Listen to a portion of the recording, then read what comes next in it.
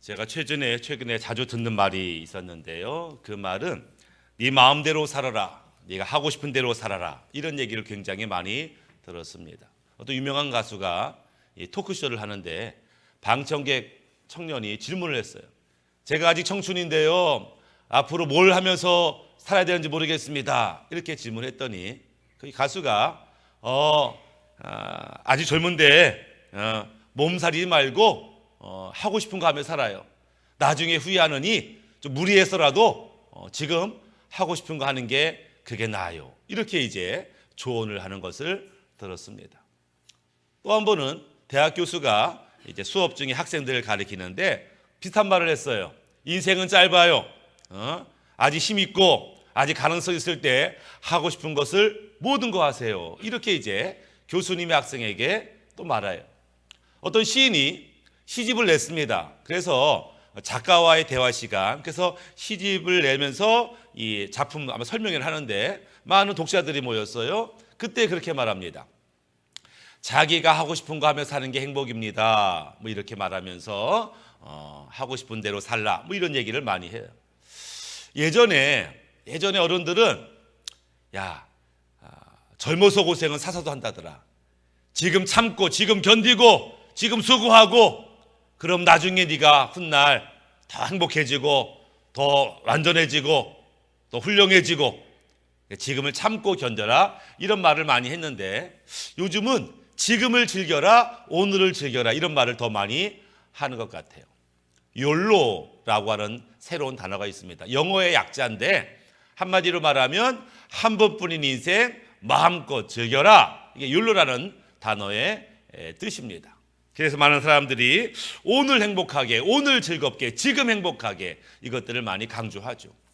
왜 많은 사람들이 미래를 별로 생각하지 아니하고 오늘 지금만 강조할까 확인해 봤더니 이렇게 대답을 해요.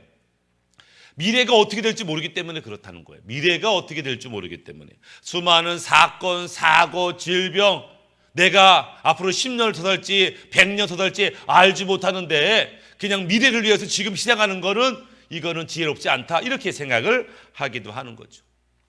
또 지금 이 월급으로는 내 집 장만하기가 어려운데 맨날 집 장만하느라 평생을 고생하느니 일찍 차 사가지고 그냥 즐기겠다. 나중에 있을 노후 자금을 마련하느라고 지금 고생하느니 그냥 지금 돈 모아서 그냥 해외여행 가겠다. 이러면서 오늘 지금이 중요한 시대에 살고 있어요. 근데 문제는 지금 내가 하고 싶은 거, 원하는 거 막 하면 정말 행복한가라고 하는 거예요. 내가 하고 싶은 대로, 원하는 대로 살면 정말 행복한가라는 질문에 그렇지가 않다는 거예요. 많은 사람들이 지금까지 자기가 하고 싶은 대로 지 마음대로 살아왔는데 여전히 내 안에는 두려움, 불안, 걱정, 염려가 있더라. 그 염려 중에 가장 큰 염려는 뭐냐면 죽음에 대한 염려예요. 이렇게 마음대로 살았는데 정말 인생이 죽음으로 끝나는 것일까라고 하는 의문점이 들어요. 만약에 죽음이 끝이 아니고 새로운 세계가 있다면 이렇게 사는 게 맞는가? 아니, 지옥이 있다는데 이렇게 살면 나는 영원히 지옥 가는 거 아닌가? 이 두려운 마음을 갖고 있다라고 하는 거예요. 그래서 마음대로 사는 것 같은데 여전히 행복하지 못한 사람들을 보게 됩니다. 이 C.S. 루이스라고 하는 학자가 책을 썼는데 순전한 기독교라는 책에 이런 내용이 있어요. 이 땅의 모든 피조물들, 살아있는 것들하는 욕구라는 게 있다. 이 욕구는 이 땅에서 채워져야 하고 채워질 수 있다. 그러면서 어린아이가 막 울어요. 배고파서 막 울어요. 운다는 얘기, 배가 고프다는 어떤 표현을 하는 거죠. 막 배고프다고 먹을 것 달라고 막 울면 엄마가, 누군가가 이 아기의 배고픔을 채워줍니다. 욕구를 드러내면 욕구를 체험받을 수 있는 곳이 이 땅이라고 하는 거예요.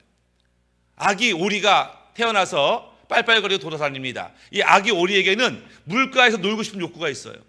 막 헤매다가 물 웅덩이를 발견하면 거기서 하루 종일 놀아요. 그 욕구가 채워질 수 있다라고 하는 거죠.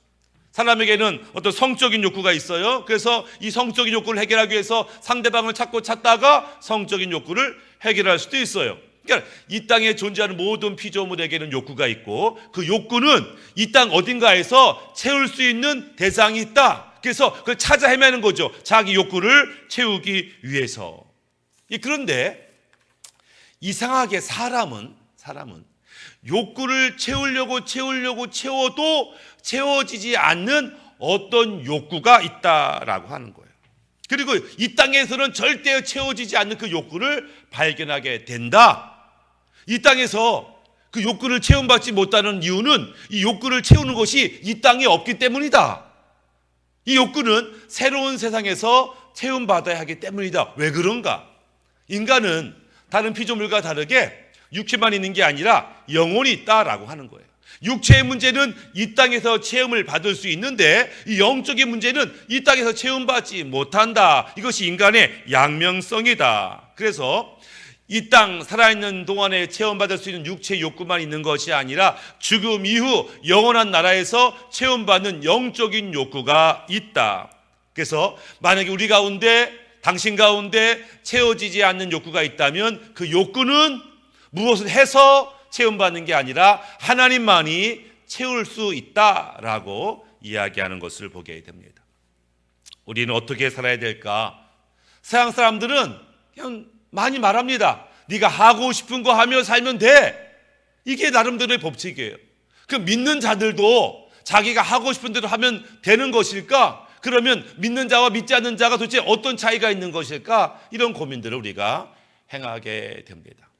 성경에 많은 인물들 가운데 하나님의 은혜를 많이 받았던 인물 가운데 다윗이 있어요. 다윗의 말과 행동은 하나님을 기쁘시게 했고 하나님이 다윗을 엄청 축복하셨습니다. 우리는 다윗을 통해서 어떻게 살아야 되는가 이런 문제에 대해서 어느 정도 힌트를 좀 받았으면 좋겠습니다. 사무엘상 17장 37절에 이런 말씀이 있어요. 또 다윗이 이르되 여호와께서 나를 사자의 발톱과 곰의 발톱에서 건져내셨은즉 나를 이 블레셋 사람의 손에서도 건져내시리다. 지금 어린 다윗과 지금 골리앗이 지금 싸우기 직전에 있습니다. 지금 다윗이 골리앗과 싸우러 나갔는데 이 주변의 구경꾼들이 굉장히 불안해요. 누가 봐도 다윗이 이길 수 없는 싸움. 저 어린 다윗이 용기 있게 나갔지만 목이 잘려서 저거 죽을 텐데 저거 불쌍해서 어쩌나 그런 마음으로 바라보고 있다라고 하는 거예요. 왜? 수많은 사람들 아니 객관적인 전력을 봐도 골리앗은 굉장하죠. 어릴 때부터 용사였어요. 그 키가 지금으로 말하면 2m 70의 장신인데다가 등치가 얼마나 좋은지 그 키와 힘과 그의 노하우 경험들 다윗과 비교할 수 없었습니다. 또 골리앗은 완전 무장, 그냥 특수부대 특전사처럼 완전 무장한 군인이었습니다. 그런데 그는 하나님 우습게 여겼죠. 골리앗에게 있는 신이라는 것들은 우상이었습니다. 그도 하나님도 우상 중에 하나라고 생각했던 것이죠. 그런 골리앗가 지금 겁도 없이 담대하게 지금 서서 소리치고 있는데 그 앞에 조그만 다윗이 어떻게 골리앗을 이길 수 있을까? 아마 제 어린아이가 세상 물정 몰라서 골리앗이 얼마나 센지 몰라서 겁도 없이 저기 나갔구나 대부분 그렇게 판단하고 있었지만 다윗이 지금 골리앗 앞에 섰던 이유는 믿음 때문입니다.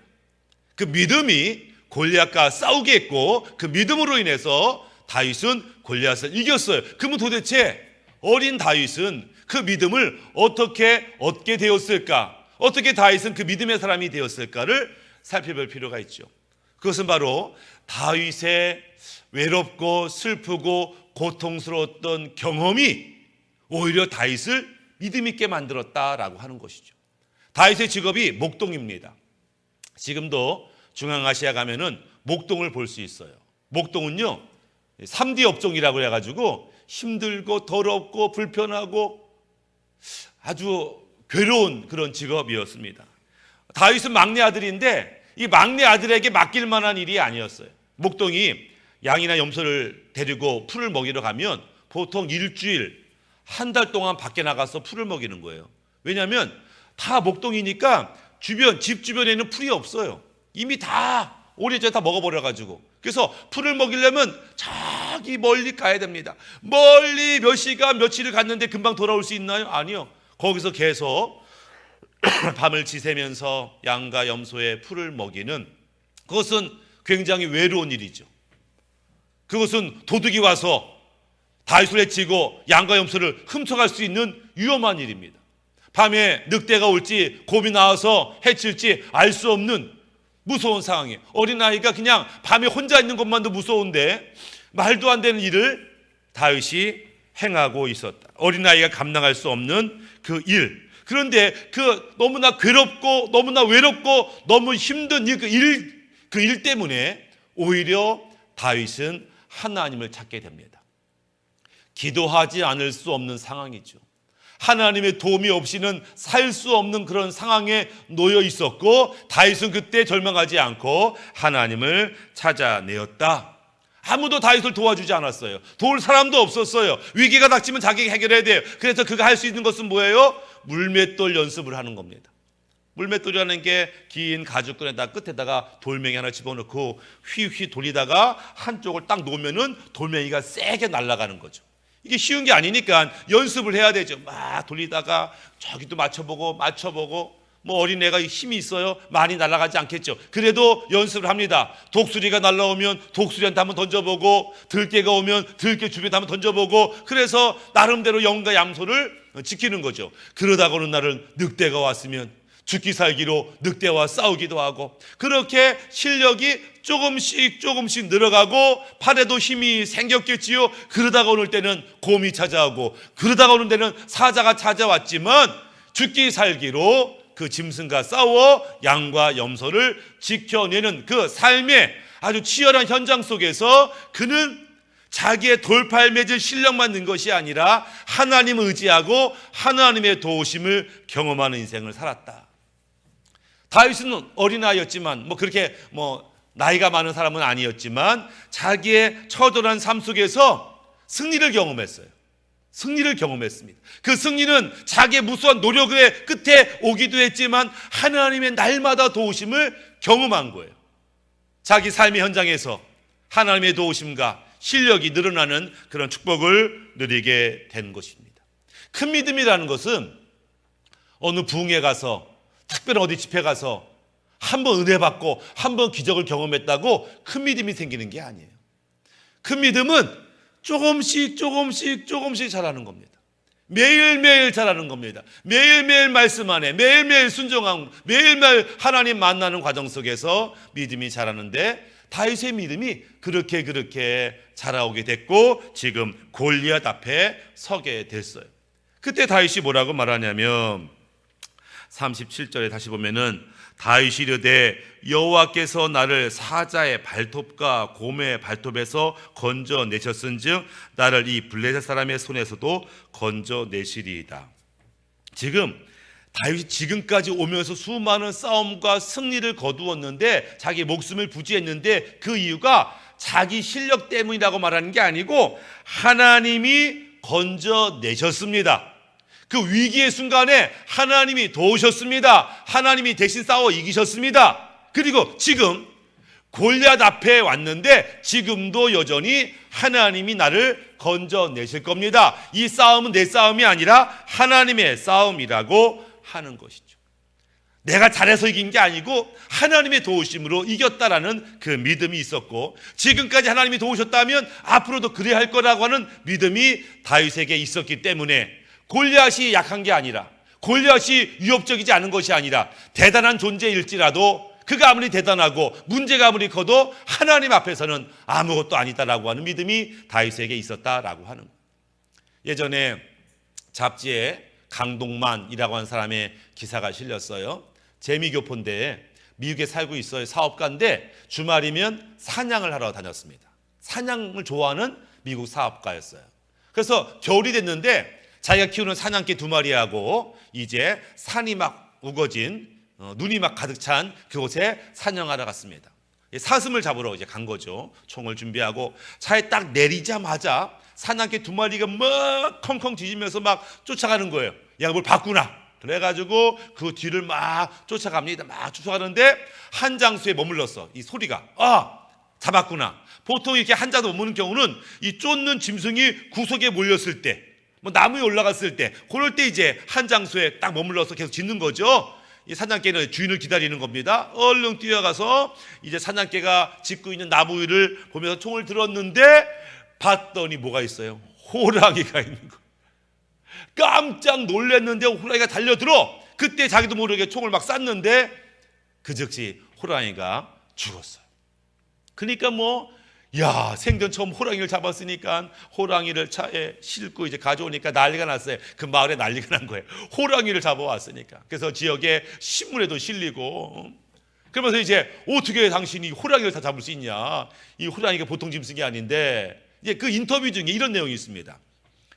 저는 이 사냥개와 몇 년 동안 함께 사냥을 했는데, 토끼도 잡고 꿩도 잡고 사슴도 잡고 막 그랬죠. 사냥개가 몰면 쫓아가서 잡고, 그러면서 아마도 이 사냥개들 안에는 어떤 믿음이 생겼냐면, 그 대단한 짐승 멧돼지라도 주인이 와서 총 한 방 쏘면 쓰러져.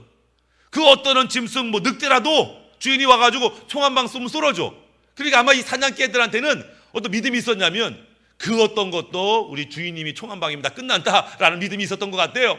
호랑이가 나타났어요. 보통의 경우는 오줌을 싸면서 빌빌 거려야 되는데 우리한테 주인이 있어. 그 총 한 방이면 너도 끝이야 라고 하는 막 겁도 없이 달려드니까 호랑이가 당황해가지고 막 도망을 간 거죠. 그때 사냥꾼이 강동만 씨가 이제 호랑이를 잡았다. 그 얘기를 들으면서 이 사냥개들이 수없이 반복되는 삶의 경험, 그 가운데 자기 주인이 얼마나 대단한지를 그 경험이 호랑이 앞에서도 주눅들지 않았던 것이죠. 우리가 마찬가지예요. 지금까지 살면서 하나님의 은혜, 하나님의 도우심, 기적을 수없이 경험하면 지금 내 앞에 있는 문제가 얼마나 크든지 우리 하나님이라면 아무것도 아니지라는 믿음이 생기는 거예요. 그 믿음이 점점 커지는 거예요. 다윗의 믿음이 바로 그런 믿음이었어요. 광야에서 나를 지키는 아버지 하나님, 늑대에서 고맥에서 사자에서 지키셨는데 이까지 할례받지 못한 골리앗쯤이야 라고 하니까 별거 아닌 것처럼 여겨지게 되더라. 믿음은 한순간에 엄청난 은사를 받았다고 커지는 게 아닙니다. 믿음은 날마다 말씀과 순종과 그분의 인도 가운데 자라는 것들을 보게 됩니다. 다윗이 골리앗과 싸우러 갈 때 무기를 챙겼어요. 근데 사울 왕이 준 갑옷과 칼은 폼나기는 하지만, 멋있기는 하지만 다윗에게는 어울리지 않았습니다. 임금님 감사하지만 이 칼과 이 갑옷은 안 되겠습니다 라면서 자기의 무기를 챙겨요. 그게 뭐예요? 돌멩이 5개. 평상시에 너무나 익숙한 돌멩이 5개. 그 돌멩이를 이 물맷돌에 집어넣기만 하면 까짓 거 할 수 있다라고 하는 물맷돌 5개를 그가 챙기는 것을 보게 됩니다. 평상시 다윗이 잘 사용하고 익숙했던 그 무기, 여러분과 제 영적인 무기도 마찬가지입니다. 영적인 전쟁이 있어요. 새로운 문제가 생겼어요. 그 문제를 해결할 것이 특별한 비법이 있는 게 아니에요. 평상시 내가 어떤 삶을 살았는가, 나는 이 평상시 문제를 어떻게 해결했는가, 그것이 우리의 무기다라고 하는 것이죠. 만약에 다윗이 평상시에 양 지키고 염 지키는 일을 소홀히 했다면, 물맷돌 연습을 소홀히 했다면 골리앗을 이길 수는 없었겠죠. 아무도 보는 사람이 없었어요. 혼자밖에 없어요. 그럼 혼자 있었을지라도 자기 삶에 충실했어요. 자기 역할에 충실했어요. 자기 직업에 충실했어요. 그렇게 갈고 닦은 실력이 나라를 구하는 일을 하게 되더라. 그 다윗의 성실함이 나라를 구하고 골리앗을 이기는 비결이 되었다라고 하는 것이죠. 요즘에는 백종원이라는 사람이 유명하지만 과거에 유명한 사람 중에 안효주라고 하는 신라호텔 주방장이 유명했는데, 이 사람의 별명이 뭐냐면 초밥왕이었습니다. 초밥왕 하면 안효주 이랬는데요. 뭐가 유명하냐면 초밥을 만드는데 생선 초밥을 만들 때 탁 한번 집으면 얼마? 350개.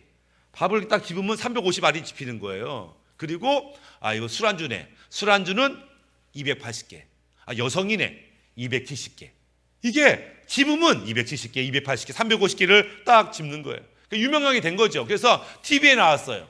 당신 집으면 350개 밥알을 집는다는데 가능하냐? 그래가지고 실험을 했어요. 카메라 앞에서. 그래가지고 탁 가지고 10개를 만들어, 초밥을 탁 10개를 만들었어. 가지고 했는데 10개 중에 8개가 350알.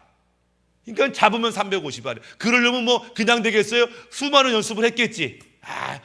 일정한 속도와 일정한 뭐 질량을 계산하면서 그렇게 했겠지. 뭐 유명하게 된 것들을 보게 됩니다. 자기 직업에 자기 일에 충성했더니 TV에 나오고 유명인사가 된 것들을 보게 됩니다. 우리도 마찬가지죠. 내가 어떤 일을 하든지 그 자리를 하나님이 내게 맡겨준 것이라고 믿고 내가 하는 일에 정말 귀하게 여기고 충성할 때 바로 그 일, 내가 하고 있는 바로 그 일이 하나님이 나를 사용하는 영적 무기가 된다는 것을 이해할 필요가 있다라고 하는 거예요. 근데 많은 이들이 지금 이 현실, 지금 이 직업, 지금 이 기술에 별로 만족을 못해요. 그러니까 하나님이 꼭 필요할 때 쓰임받지 못하는 것을 보게 됩니다.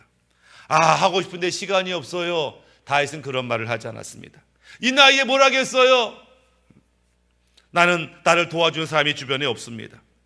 나를 이해 못합니다. 상황이 너무 어려워요. 이런 말을 다윗이 하지 않았어요. 그럼에도 불구하고 그는 자기 일에 성실하고 충성했어요. 아마 그는 다윗이 물맷돌을 던지고 늑대를 쫓으면서 설마 이 작은 행위가 나라를 구할 줄은 몰랐을 거예요. 이거 어떻게 나라를 구하겠어요? 어디 독수리나 내쫓고 늑대나 쫓는 거지. 이거 어떻게 나라를 구하겠어요? 그러나 하나님은 그 물맷돌도 나라를 구하는 데 쓰임받아요. 우리가 하는 일이 뭐든지 간에 그 일을 통해서 하나님 우리를 높일 수도 있고 하나님의 뜻을 이룰 수도 있다는 것을 기억할 필요가 있어요. 그러니까 내가 하는 일에 매 순간 정성을 다할 필요가 있어요. 가끔 영화를 보다가 이해하지 못하는 장면이 있는데 그게 뭐냐면은 어떤 사람이 혼자 바둑을 두는 거예요. 어떤 도사가 혼자 바둑을 두거나 하여튼 혼자 바둑을 두는 거야. 보면 뭔 재미로 저 혼자 바둑을 두나. 아니 대상이 있어서 시합을 하는 것도 아니고 혼자 바둑을 둔다? 이게 뭔 재미나 이런 생각을 했어요.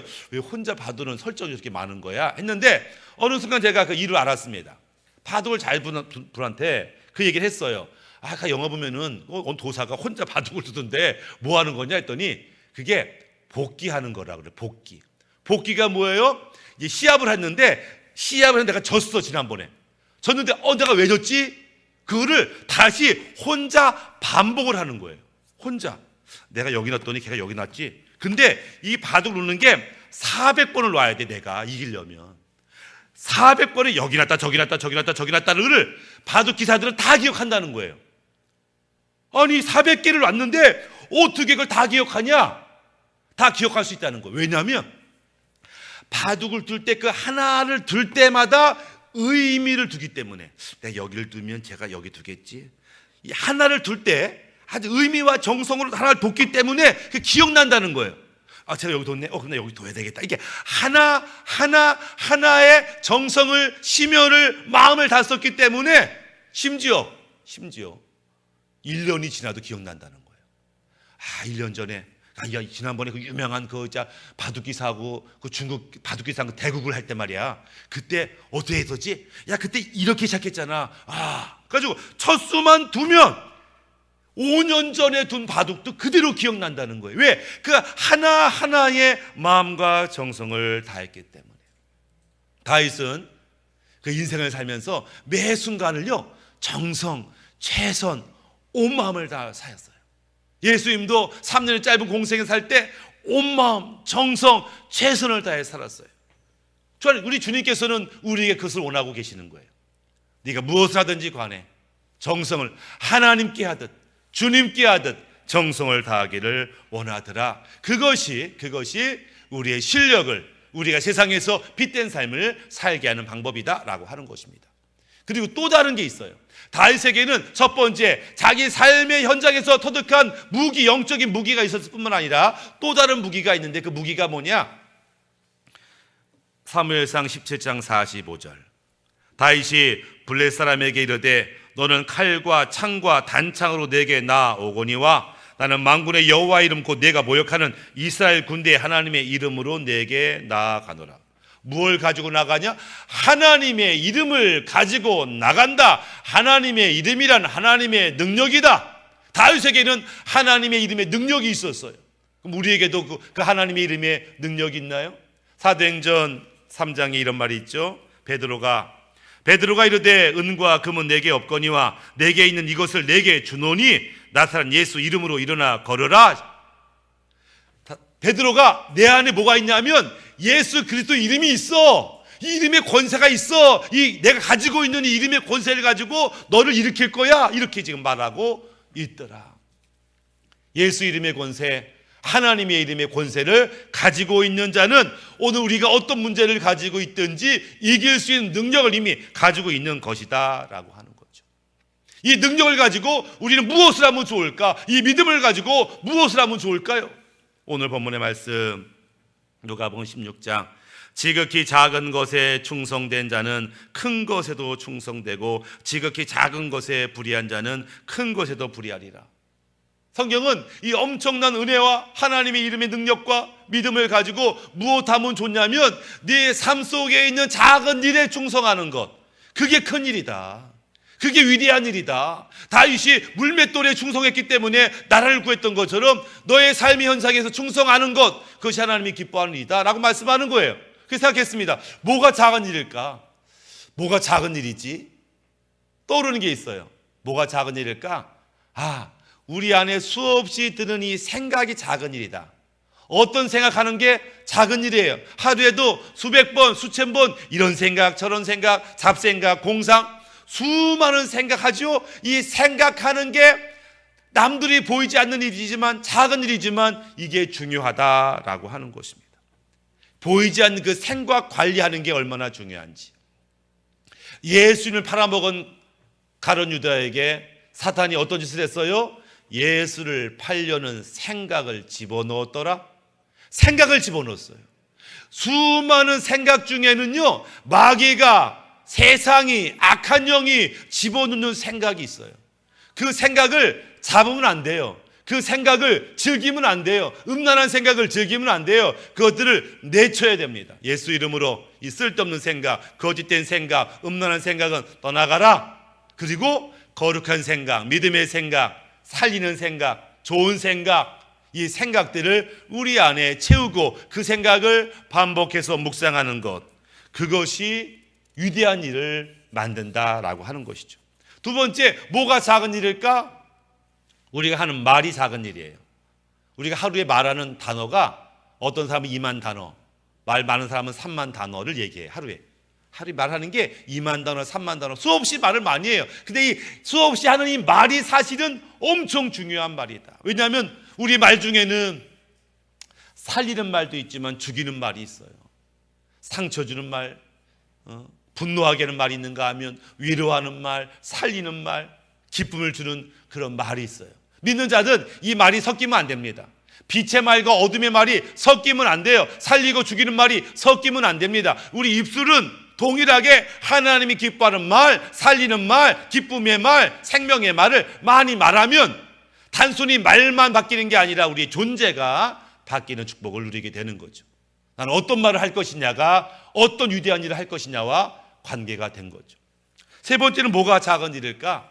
우리가 매일 일상 하는 그 일이 작은 일입니다. 어제도 했고 오늘도 했고 내일도 할, 누가 알아주지 않지만 해야만 되는 그 일, 일상적인 그 일이 사실은 중요한 일이다라고 하는 거예요. 일상에 최선을 다하지 않으면 결코 우리는 하나님이 기뻐하는 일을 할 수도 없어요. 이벤트처럼 어쩌다 한번 1년에 한 번 하는 게 아니라 일상이 얼마나 중요한지. 말씀을 마무리하면 세상은 뭐라고 가르쳐요? 네가 하고 싶은 대로 살아, 네가 원하는 대로 살아, 네 마음대로 살아, 이렇게 말해요. 우리는 어떻게 살아야 될까요? 생각해보면 우리 안에는 내 생각, 내 마음만 있는 게 아니고 우리 안에는요, 주님의 생각, 주님의 마음이 있다는 것을 알 필요가 있어요. 빌립보서 2장 5절, 너희 안에 이 마음을 품으라 곧 그리스도 예수의 마음이니. 과거에 우리는 우리의 생각, 우리의 마음은 음란하고 부정적이고 악하고 미워하고 저주하고 이런 과거에 우리 마음이 그랬어요. 욕망이었어요. 그러나 이제 우리 안에는 어떤 마음이 있냐면 주님의 마음이 있어요. 주님의 생각이 있어요. 세상은 네가 하고 싶은 대로 해. 우리는 아니에요. 주님이 기뻐하는 걸 해. 주님이 원하시는 걸 해. 주님이 주신 마음대로 해. 이것이 세상과 다를 수밖에 없는 삶의 태행된 것을 보게 됩니다. 살아가기는 우리를 통해서, 우리의 삶을 통해서, 우리의 생각과 언어를 통해서 주님이 기뻐하는 인생을 살아가는 우리 모두가 되시기를 예수님의 이름으로 축복합니다. 아멘.